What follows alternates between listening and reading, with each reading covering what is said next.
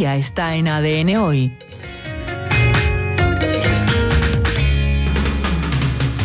Cambiamos de tema ahora. Hay conmoción en comunidades distintas frente a la decisión que tomó la Congregación Compañía de Jesús a final de la última semana de expulsar al ya ex sacerdote Felipe Berríos de la compañía, prohibiéndose el contacto personal con menores de edad durante 10 años debido a la constatación finalmente de la verosimilitud de los actos de significación sexual de distinta relevancia que habrían afectado a 7 mujeres jóvenes y adolescentes.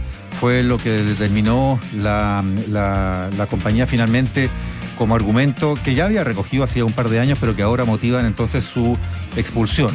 Bueno, quien llevara adelante la investigación preliminar por encargo de la misma compañía de estas presuntas responsabilidades o vinculación del entonces sacerdote Berríos con estos hechos fue la abogada de la Universidad Católica María Elena Santibáñez, con quien en su minuto además conversáramos cuando ese proceso estaba en curso o recién iniciándose, y después nuevamente cuando se conoció su resultado, que justamente comprobaba esa verosimilitud, y la tenemos en la línea para analizar el derrotero que finalmente ha seguido este caso. Abogada Santibáñez, buenos días. María Elena, buen día. Buen día, Mauricio. ¿Qué análisis hace usted de lo que aquí pasó finalmente? Porque recordemos que hay un carril que en el marco del derecho canónico fue el que tiene este desenlace en esta materia, pero que paralelamente también hay un carril penal, luego que el propio sacerdote Berríos en sus minutos se autodenunciara, buscando ahí un sobreseimiento de la justicia que consiguió en primera instancia, pero que está en cuestión porque los tribunales de segunda instancia lo están todavía revisando. ¿Cómo lo ve usted? Bueno, Mauricio, yo me voy a referir en términos generales al tema canónico, en que me tocó intervenir hace 2 años, digamos, en que me tocó llevar adelante la investigación preliminar. Uh-huh. Y efectivamente en esa investigación, como se dio a conocer en su oportunidad, se determinó que existían antecedentes que daban credibilidad a los relatos de 7 víctimas. Con posterioridad comienza el proceso administrativo canónico, luego de que la Congregación de la Doctrina para la Fe decida levantar, digamos, la prescripción tratándose de menores de edad, de las víctimas menores de edad, y además se agrega una octava víctima que aparece en el proceso ya administrativo canónico, que es el que lleva adelante la Compañía de Jesús. Para esos efectos se designó un investigador, el sacerdote pudo presentar sus descargos, presentar pruebas, etcétera. Y bueno, y este es el resultado final, sin perjuicio de que puede ser objeto de apelación por parte del sacerdote en este caso. Quisiera señalar además que respecto al tema penal, que corre por un carril distinto, claro. Efectivamente se dio a conocer por la prensa el año pasado un sobreseimiento definitivo que tiene que ver con una de las causas, uno de los procesos, digamos, una de las víctimas, que corresponde a la víctima más adulta de todas. Respecto al resto de las víctimas, por lo demás no sé si ellas han entablado acción penal, lo desconozco, toda vez que solamente se inició por la autodenuncia del sacerdote, sin perjuicio de lo cual evidentemente estamos hablando de hechos que ocurrieron hace bastante tiempo y que por lo mismo no es la justicia penal actual la que tiene competencia para conocer, sino que la justicia penal antigua. Abogada, cuando se da cuenta en agosto del 2022 del final de esta investigación previa canónica que usted encabeza, ¿sí? Se determina, al igual que en el comunicado de ahora y la decisión que toma la Compañía de Jesús, que las acusaciones en su contra resultaron verosímiles. Uno, en la justicia ordinaria se determina culpabilidad o absolución y en base a eso se determinan las penas. En la justicia canónica no se habla de responsabilidad directa. Puede ser una cosa como de detalle, ¿no? Pero no se responsabiliza a Felipe Berríos.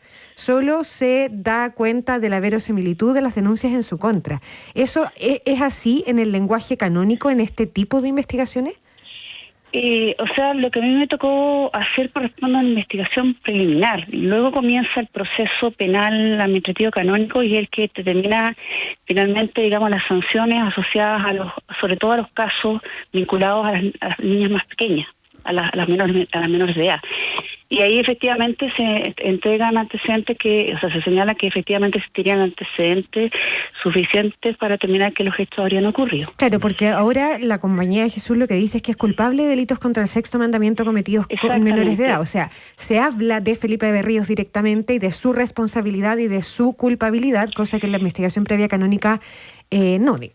No, es que tiene que ver, claro, porque una es la etapa de investigación, claro, de recopilar los antecedentes, de ver si hay suficientes antecedentes que permitan iniciar recién un proceso administrativo canónico, que es lo que pasó durante estos casi 2 años. Pero en estos 2 años se determinó su culpabilidad en el marco de ese proceso canónico. Exactamente, pero ahí, como digo, Mauricio, yo solamente tuve que ver en la investigación preliminar. Sí. De ahí en adelante, que era la que constataba solo la... no sabía cuándo iba a pasar esto. Ya. No, o sea, hace bastante tiempo que no se tenía noticia de... Y ahí en esa investigación previa canónica, solo para recordarlo, se confirma la verosimilitud de hechos de índole sexual denunciados por estas 7 mujeres entre los 14 y los 23 años, a diferencia de lo que decíamos, lo que pasó con la justicia ordinaria y el sobreseimiento en un puro caso. Exactamente, y en relación con eso también recordar que también en la investigación preliminar se desestima uno de los hechos respecto a una de las víctimas, porque no se consideró que había antecedentes suficientes y que en el proceso penal canónico, en cambio, se añade una octava víctima. Ahora, abogada Santibáñez, se nos escapa un poco del análisis racional del hecho el que estemos hablando de un proceso canónico que se diferencia obviamente de la justicia ordinaria penal, por el hecho, por ejemplo, que aquí la fundamental culpabilidad del sacerdote o ex sacerdote Berríos sería el infringir el sexto mandamiento, que era el que antiguamente se conocía como no fornicar y que hoy se conoce como no cometer actos impuros. Claro. Cuando usted analiza como abogada canónica la verosimilitud de las denuncias iniciales, ¿está apuntado hacia la infracción de los mandamientos o está apuntado simplemente a constatar los hechos? La verosimilitud de los hechos como tales, sin connotaciones religiosas ni de mandamientos, o hay algunas paralelo que usted también va haciendo con cuestiones que pudieran revestir el carácter de delito. Porque con esto quiero apuntar a que finalmente la Iglesia constata, o la compañía constata, esta infracción de un mandamiento del canon de la Iglesia Católica, pero uno se pregunta ya, ¿y esto, bueno, ¿y en qué quedamos? ¿Ahí muere esto? ¿O es algo que la Iglesia misma pudiera denunciar a la justicia penal? Claro. ¿O hay un equivalente en esa infracción al mandamiento con algún delito o nada que ver? Hartas preguntas. A ver, yo en la investigación preliminar, efectivamente, que es una investigación bastante acuciosa, digamos que se recibieron más de 40 testimonios, se hacen inspecciones, etcétera, es una investigación completa. Doy credibilidad a los hechos considerando los antecedentes que existen, digamos, en los que se han podido recabar, que tienen que ver con hechos de significación sexual de relevancia distinta y que efectivamente podrían coincidir con algunas de las figuras que están en el derecho canónico. Eso es independiente del tema penal. Ya, o sea, eventualmente podrían constituir o no delitos penales, pero para esos efectos tiene que activarse la sede penal y, como señalé, se activó por el sacerdote, pero solo con competencia respecto a la justicia ordinaria actual desde el 2005 en adelante. Todo el resto, que corresponde a la inmensa mayoría de los hechos, corresponden a hechos anteriores a esa fecha. Y por lo demás, acá rige una norma que es bien importante para estos efectos. Todas estas personas hoy día son claramente personas mayores de edad, y en ese sentido, cualquier persona que ha sido víctima de cualquier ilícito, siendo menor de edad, existe una norma que establece que, cumpliendo 18 años, ella puede o no puede denunciar los delitos en sede penal cuando son delitos de significación sexual.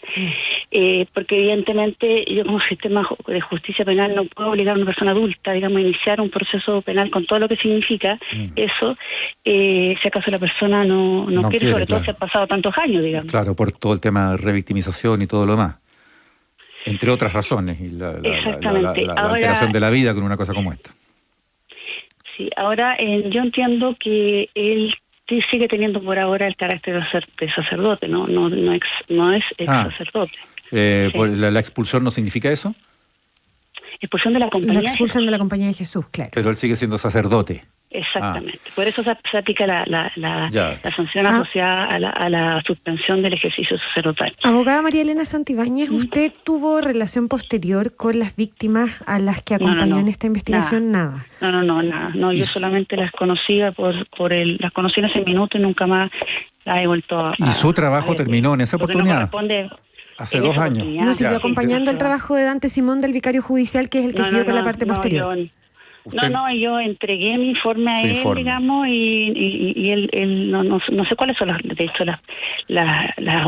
pruebas que se rindieron, no tengo y según porque no me corresponde tampoco tener noticias. No, claro, pero según su investigación previa, los argumentos, las pruebas recogidas en esa parte de esta indagatoria, ¿había otra salida que la que termina tomando el viernes la Compañía de Jesús en relación a Felipe Berríos? Es que el informe lo que hace, en el fondo, como señala su nombre, es dar cuenta de cuáles son los hechos que están recabados, siempre con el poco tiempo que existe, entre paréntesis, para la elaboración de un informe preliminar. O sea, después viene un periodo mucho más largo, y ahí, claro, se pueden efectuar, digamos, algunas recomendaciones en cuanto a si existe o no tipificación en relación con ilícitos canónicos, pero evidentemente... Pero no había otro camino que dar cuenta de la verosimilitud de los hechos, a eso me refiero. A juicio suyo, de acuerdo a lo que usted recopila, a lo que usted habla con las víctimas, a lo que usted da cuenta, ¿había otro camino posterior a eso que no darle verosimilitud a esos testimonios y a esas denuncias? A ver, ¿usted se refiere a otro camino como a no darle verosimilitud? Por ejemplo, claro. O sea, es que no, por los antecedentes que habían, claramente que eran antecedentes bastante sólidos en relación con la verosimilitud de los hechos, conforme a todas las diligencias que se realizaron, salvo respecto de uno en que se determina en el informe y lo señaló así, digamos, que no habrían antecedentes para fundadamente, conforme a lo que sabía, a los antecedentes que disponía en ese minuto para declarar que esos hechos eran verosímiles. O sea, que habían antecedentes suficientes. Abogada, ¿se entiende, cierto? Sí, claro. Queda claro. Por otra parte, en esta investigación, y teniendo claro que usted ya había dejado la indagación preliminar tiempo atrás, el sacerdote Berríos declara que esta decisión de la Compañía de Jesús no lo sorprenden. Dice que desde el primer día sostuvo que el procedimiento canónico no es garantía de debido proceso ni de justicia, por ejemplo, por el hecho de que hay un secreto aquí amparado por la investigación que impide que la opinión pública sepa de qué se lo acusa, con qué pruebas se lo acusa, por qué y con qué pruebas se lo condena. ¿Qué le respondería usted a eso? O sea, la declaración no tiene que ver conmigo, sino que, digamos, con el proceso. Efectivamente, el proceso canónico es un proceso que tiene bastante resguardo. Ahora, en cuanto al tema de la investigación misma, tiene que ver, no significa que él no haya tenido derecho a presentar sus descargos y a presentar su prueba. La propia investigación preliminar fue varias veces recibido, digamos, y varias horas tuvo posibilidad de prestar declaración. Y supo de los antecedentes, cuáles eran las imputaciones que se hacían en su contra, etcétera. ¿Usted misma se los expuso? Sí, en varias oportunidades, digamos. Y por otro lado, también es importante señalar que el proceso es bien cuidadoso, también lo que tiene que ver con la identidad y la protección de las personas que están denunciando. Pero usted sí, por ejemplo, en esa etapa preliminar, usted sí les puso qué víctimas eran y en qué circunstancias se habían producido los hechos por los cuales en ese minuto se los investigaba. Efectivamente. Ya. Bien, pues abogada María Elena Santibáñez, quien dirigiera esa investigación preliminar en el caso de Felipe Berríos, muchas gracias por compartir su análisis a estas alturas ya del proceso. Muchas gracias. Gracias, abogada. Buen día. Por la oportunidad. Al contrario, que esté muy bien. 7:51 minutos. 7:51 minutos. ADN.